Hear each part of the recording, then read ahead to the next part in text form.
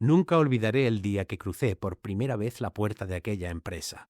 No era más que un edificio gris, de esos que parecen hechos para no llamar la atención. Tenía las ventanas siempre sucias, el logo medio despintado y un silencio incómodo en el aire, como si el lugar estuviera dormido o cansado de sí mismo. Yo, sin embargo, entré con una energía que contrastaba con todo eso. Era mi primer día y aunque no lo sabía entonces, también era el comienzo de la etapa más extraña y decisiva de mi vida. No me contrataron por mis estudios, porque apenas terminé la universidad a trompicones. Me contrataron porque necesitaban a alguien que hablara bien, que supiera escuchar y que tuviera una sonrisa que convenciera a los clientes. En otras palabras, alguien que pudiera vender, incluso sin tener mucho para ofrecer. Y eso, debo admitirlo, siempre fue mi especialidad. Los primeros meses fueron un caos. La empresa tenía un producto mediocre, una reputación casi nula, y un jefe que parecía más interesado en mostrar su corbata nueva que en entender por qué nadie confiaba en nosotros. Recuerdo que en mi primer almuerzo con él me dijo: «Aquí los resultados mandan, muchacho. Si no traes ventas, no duras ni 3 meses». Lo dijo sonriendo, pero fue una sonrisa de esas que tienen filo. Yo asentí, con esa mezcla de humildad y orgullo que se usa cuando uno sabe que lo están subestimando. Así que empecé a moverme. Llamadas, correos, reuniones improvisadas, cafés a las 7 de la mañana con desconocidos que podían convertirse en aliados. Usé cada contacto que tenía, cada favor pendiente, cada palabra que pudiera abrir una puerta, y las puertas se abrieron, una tras otra. Primero fue Inver Group, una firma pequeña de inversiones que buscaba un socio confiable. Luego Tecnosoluciones, una empresa de software que quería expandir su alcance en el mercado local. Después vinieron más: Alfaris, Domus, Electra, Renocorp, nombres que hoy suenan grandes, pero que entonces eran apuestas mías, personales. No eran clientes de la empresa, eran clientes míos. Pasaba horas hablando con ellos, entendiendo sus necesidades, creando vínculos reales, no falsos como los de las reuniones del jefe con su copa de vino y su risa ensayada. Si firmaban contratos, era porque confiaban en mí, no en el logo que llevaba en la solapa, y confiaron tanto que en menos de un año la empresa multiplicó sus ingresos. El jefe, por supuesto, se llevó el crédito. Cada vez que había una junta, yo estaba allí, de pie en la esquina, mientras él se jactaba de la visión estatal que había permitido atraer a esos grandes clientes. Lo escuchaba y callaba, no por cobardía, sino porque me bastaba con ver las cifras crecer, con saber que detrás de esa fachada de éxito estaba mi trabajo, mi esfuerzo, mi nombre, aunque nadie lo dijera en voz alta. A veces, mis propios clientes me escribían directamente a mí, sin pasar por los canales de la empresa. Me pedían consejo, me consultaban detalles de contratos, incluso me felicitaban por los resultados. Uno de ellos, recuerdo, me dijo una tarde: «No sé cómo lo haces, pero contigo las cosas funcionan. Si tú te vas, nos vamos contigo». Me reí en ese momento, sin imaginar lo profético que sería. Con el tiempo me convertí en el motor silencioso de la empresa. Nadie lo decía, pero todos lo sabían. Mis compañeros me miraban con una mezcla de respeto y envidia. El jefe, con algo más difícil de describir. Una incomodidad que fue creciendo poco a poco, como una sombra que se alargaba detrás de cada éxito. Pero entonces yo no lo veía así. Yo solo trabajaba. Yo creía ingenuamente que el mérito bastaba, que si uno hacía bien las cosas, el reconocimiento llegaría. Que si traías resultados, el respeto era inevitable. Qué equivocado estaba. Hoy todo es distinto. No sé en qué momento exacto cambió, pero lo hizo. Tal vez fue cuando mis clientes comenzaron a mencionarme más a mí que a la empresa en sus reuniones. O quizá cuando en una comida corporativa uno de ellos levantó la copa. Por el hombre que hace posible este crecimiento. Y no miró al jefe, sino a mí. Lo noté en su rostro. Esa sonrisa forzada. Esa mirada helada que apenas podía sostener la cortesía.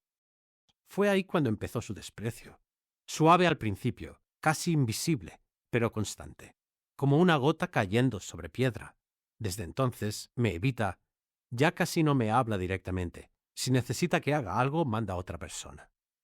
Si menciono una idea en una reunión, la ignora, hasta que alguien más la repite con sus palabras. Y entonces, de pronto, le parece brillante. Ya no soy su orgullo, ni su ejemplo. Ahora soy su amenaza. Lo peor es que todos lo notan, pero nadie dice nada. En la empresa el silencio tiene jerarquía. El jefe calla y los demás callan más. Yo sigo haciendo mi trabajo, porque eso es lo que sé hacer. Pero cada día pesa un poco más. Antes llegaba temprano por gusto. Ahora llego puntual por obligación. Antes sentía que el futuro se abría. Ahora que la puerta se está cerrando poco a poco y que él tiene la mano en la manija. Lo veo en los detalles, en cómo me deja fuera de las reuniones importantes, aunque mis clientes estén en la agenda. En cómo firma mis reportes sin leerlos, o peor, los lee solo para encontrar un error que no existe. En cómo se ríe con otros cuando entro en la sala, o hace comentarios velados que todos entienden, pero nadie se atreve a responder. Me ha reducido a un número más, a una figura incómoda en el fondo de las fotos del éxito que él se atribuye. A veces me pregunto por qué no me voy. Podría hacerlo. Mis clientes me lo han dicho varias veces. Si algún día cambias de empresa, avísame.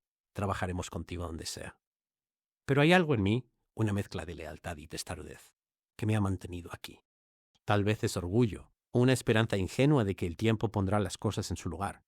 Aunque, si soy sincero, creo que ya sé la respuesta. Me quedé para demostrarle que sin mí no podría mantener esto en pie.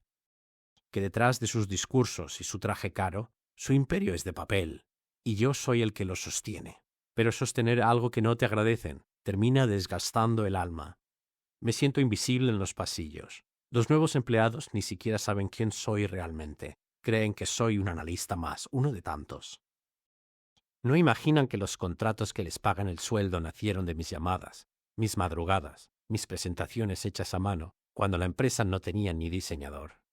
A veces, cuando el jefe pasa cerca de mi escritorio, siento esa presencia tensa, esa necesidad de demostrar que él manda. Lo hace con gestos pequeños. Me interrumpe, corrige algo trivial, me felicita con sarcasmo o simplemente se detiene a mirar mi pantalla como si buscara un error. Y yo lo dejo hacer, no por miedo, sino porque ya no tengo nada que demostrarle. En las juntas, la farsa es casi perfecta. Él habla de su equipo, de su liderazgo, de las alianzas estratégicas que consiguió con su visión.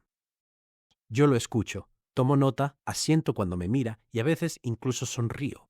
Pero dentro de mí hay un silencio distinto, uno que ya no es sumisión sino distancia, una calma que no tiene que ver con la resignación, sino con la certeza de quien ya planea su salida. Mis clientes también han notado el cambio. Algunos me llaman para preguntarme si todo va bien. Te noto distinto, me dijo hace poco el director de Alfaris. Antes sonabas entusiasmado, ahora pareces cansado. Y lo estoy, cansado de fingir que trabajo para alguien que me desprecia. Cansado de ver cómo se adueña de mis logros, cómo borra mi nombre de los informes, cómo manipula los números para que su firma brille más que mi esfuerzo. Lo más irónico es que mientras más me ignora, más dependiente se vuelve de mí. Cuando hay un problema con un cliente, soy yo quien lo soluciona. Cuando algo se cae, soy yo quien lo levanta. Pero en el papel, él siendo el estratega. A veces pienso que no me despide solo porque sabe que sin mí todo se derrumbaría. Y otras veces pienso que precisamente por eso lo hará. Últimamente noto que algo se está preparando. Las reuniones secretas, los correos a los que ya no me invitan, los susurros que se callan cuando entro, una tensión sutil, como el aire justo antes de la tormenta. He aprendido a reconocer esa sensación, la del cambio inevitable. Y, aunque me duele admitirlo una parte, de mí lo espera porque si me despide, todo caerá. Y por primera vez en mucho tiempo, no seré yo quien tenga que cargar con los escombros. En la empresa, el aire ya era distinto, espeso, cargado de una tensión que no necesitaba palabras. Los pasillos se habían vuelto más silenciosos, las miradas más evasivas. Yo caminaba entre ellos como quien atraviesa un funeral del que todos saben el final, menos el difunto. Esa mañana, el jefe me llamó a su oficina. Su asistente me lo dijo con esa voz neutra que usan los que prefieren no involucrarse. El señor quiere verte. Solo eso. Recuerdo que miré el reloj. Eran las 9:43. Una hora absurda para una reunión importante. No llevaba carpeta, ni documentos, ni nada. Solo las manos vacías y el presentimiento de que estaba por cerrar un ciclo. Cuando entré, el jefe no me miró. Estaba de pie, mirando por la ventana, como si contemplara un paisaje que solo existía para él.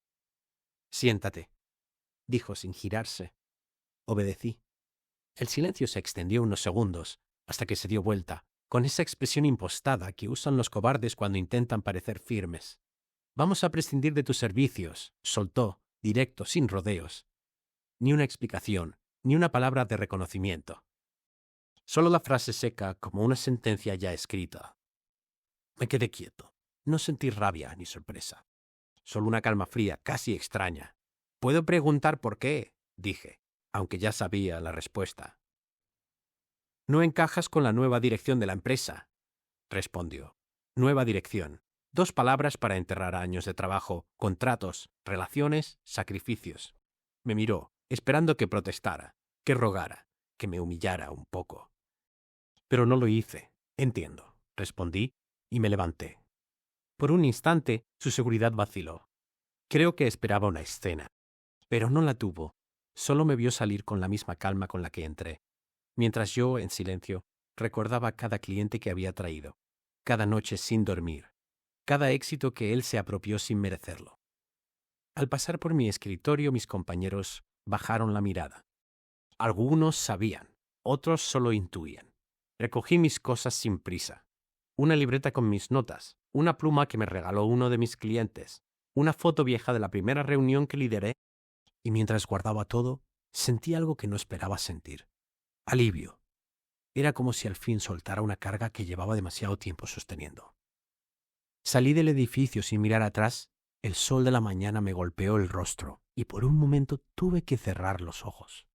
Sentí el aire, el ruido de la ciudad, la vida que seguía, y en ese instante lo supe. Lo que acababa de perder no era mi trabajo, era mi jaula. Los días siguientes fueron una mezcla de vacío y libertad.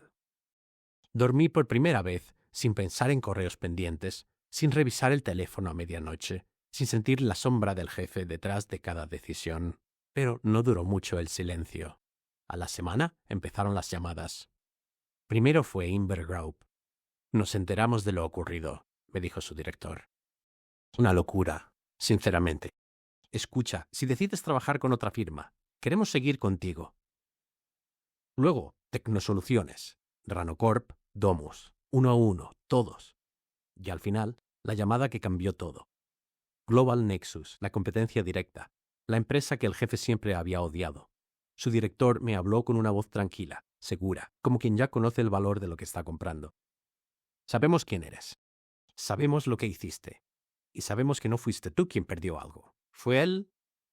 Me ofrecieron un contrato imposible de rechazar, salario millonario, libertad total para dirigir las cuentas y un equipo propio. No lo pensé 2 veces. Volví al mismo edificio meses después, pero no para entrar. Pasaba por allí camino a una reunión con mi nuevo equipo, y no pude evitar detenerme. El logo de la empresa seguía en la fachada, pero había algo distinto. El brillo se había apagado, algunos cristales rotos, menos coches en el estacionamiento, rostros cansados entrando y saliendo. Después me enteré, las ventas habían caído en picada. Los clientes empezaron a irse, uno tras otro. Algunos lo hicieron discretamente, otros de manera pública, como una declaración de independencia. La empresa se desplomó en cuestión de meses. El jefe intentó sostenerla, pero sin mí, sin mis relaciones, sin mi confianza ganada a pulso, se desmoronó. Su imperio, ese que construyó sobre mi trabajo, se derrumbó como una torre de naipes. Supe que lo despidieron, que vendieron lo que quedaba, que su nombre ya no aparece ni en los registros. Y aunque podría decir que sentí satisfacción, la verdad es que lo que sentí fue algo más profundo. Justicia. No la justicia de los tribunales, sino la del tiempo, que siempre termina revelando la verdad. Ahora trabajo en un despacho con vista a la ciudad. No es el lujo lo que me llena, sino la libertad. Cuando alguien me pregunta por mi éxito, suelo decir que aprendí de mi antiguo jefe lo que nunca se debe hacer. Despreciar a quien construye por ti. Creer que el poder basta para sostener lo que el respeto mantiene. A veces pienso en todo lo que pasó, en los años invertidos, en la paciencia, en las humillaciones, y me doy cuenta de que sin eso nunca habría llegado aquí. El desprecio que me destruyó fue el mismo que me empujó a ser mejor. Su sombra me enseñó a brillar sin pedir permiso. Cuando cae la tarde y el sol se refleja en los ventanales de los edificios, suelo mirar hacia el horizonte y recordar aquella oficina gris donde empezó todo, y sonrío, porque aunque me echaron de allí, en realidad fui yo quien los dejó caer.